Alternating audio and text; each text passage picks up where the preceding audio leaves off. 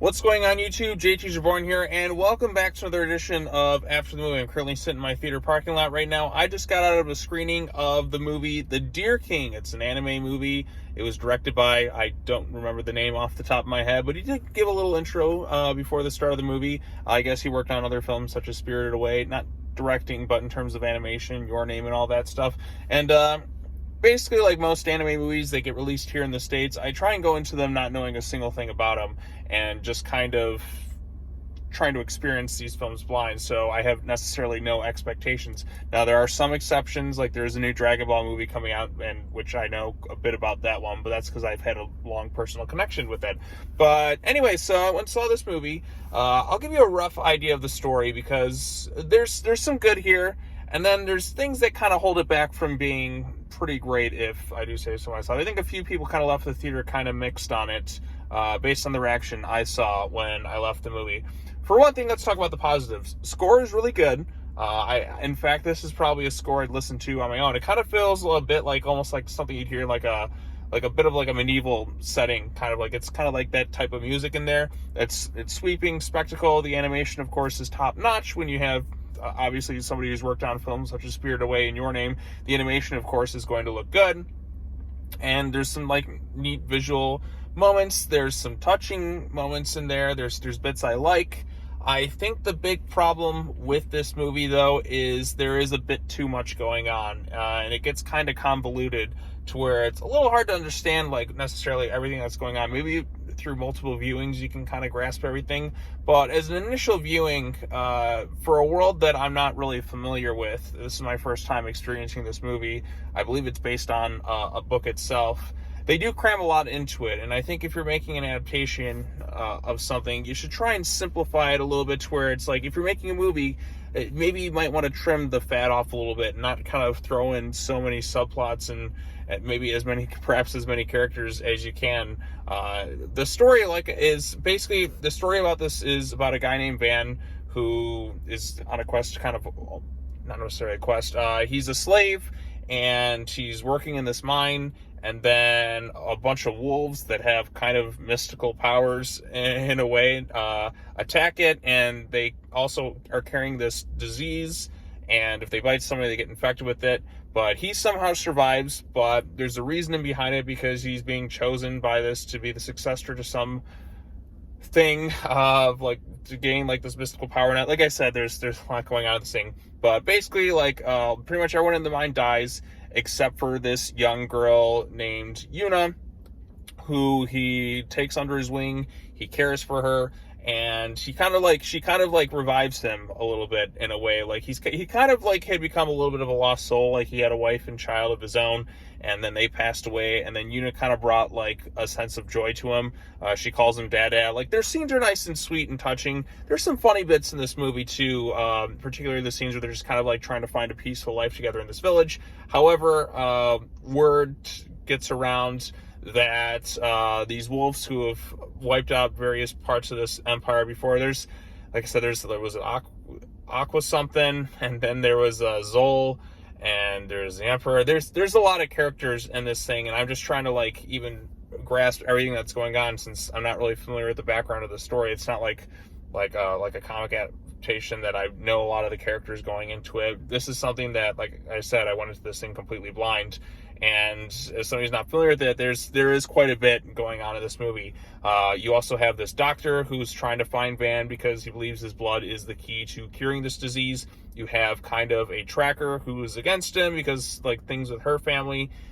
You have other nefarious plots going on.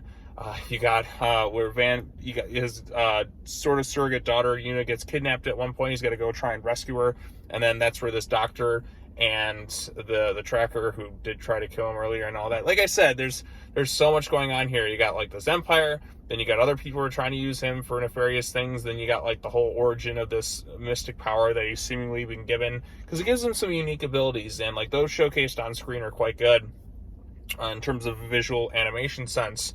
But it's just, there's a bit too much, I think, in this movie, and I think if it may have trimmed the fat off a little bit, kind of cut out some of these subplots, and had a more focused storyline, it didn't have as much of the ending felt a little bit anticlimactic. I don't want to fully get into spoilers just yet, but let's just say it just kind of leaves you wanting a little bit more. All the pieces are there.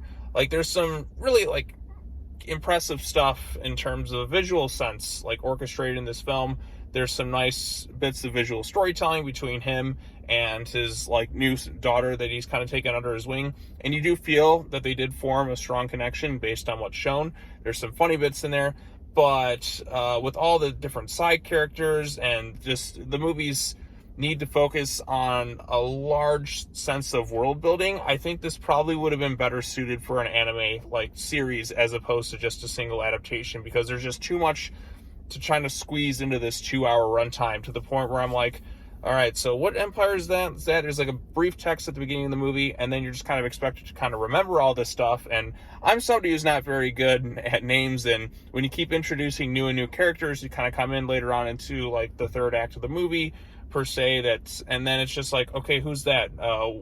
I'm confused, like, explain this. And it just kind of gets to that point. So, like, I mean, you can get the basic idea, he wants to protect his daughter, but with all the other stuff kind of going on in that, it just, I guess it gets a little bit messy and convoluted. I still think it's worth checking out. I don't think this is a bad movie per se. Like, I didn't hate it by the time I left it, but I do see why the audience in that theater that I was at, there was a few people in there, kind of had a bit of a mixed response to it.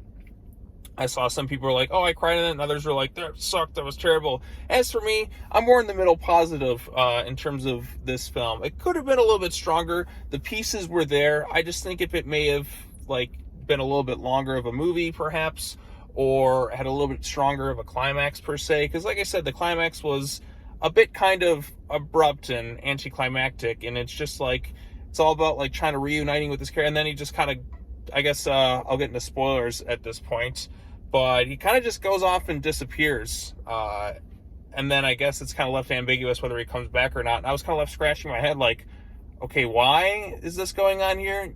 Maybe I'm just dumb and just don't understand things, but I think when you have kind of a world that's not fully explained per se, with some of the powers and all the stuff that's going on here, it can get a little bit confusing for the viewer. Like, for me, like, I can follow a lot of movies pretty well per se, but this is one where I was kind of like, okay, I'll just kind of roll with it. What kingdom was this again? Why do they hate each other? It's just, I think this would have been better suited for a long-term, like, anime adaptation, maybe with like 10 to 15 episodes, where you can really take its time with the story, because having all these different characters in that kind of crammed into a 2-hour runtime, I think they bit off a little bit more than they can chew. The pieces were there. It just may have needed a little bit more time to flesh out the story, or maybe trim out a lot of the subplots and make it something a little bit more focused with a bit stronger of a climax. I think this could have been something really special. But as it stands, I think it's fine. I enjoyed it enough. I'm glad I saw it.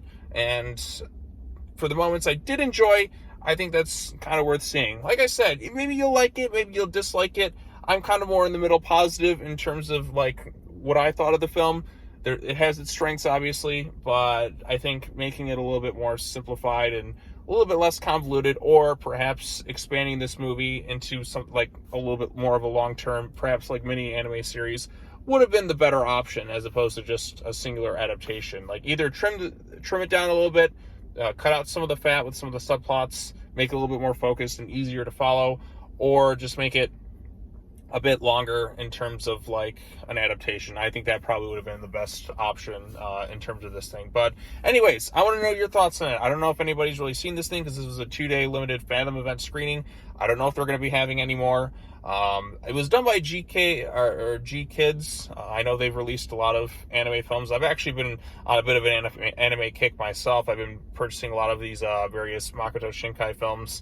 I got a lot of different movies from them that they just kind of went and did some recent releases for. So I've been on an anime kick. I've been enjoying a lot of stuff I've been watching lately, and every time one of these anime movies gets released here, I do my best to see them.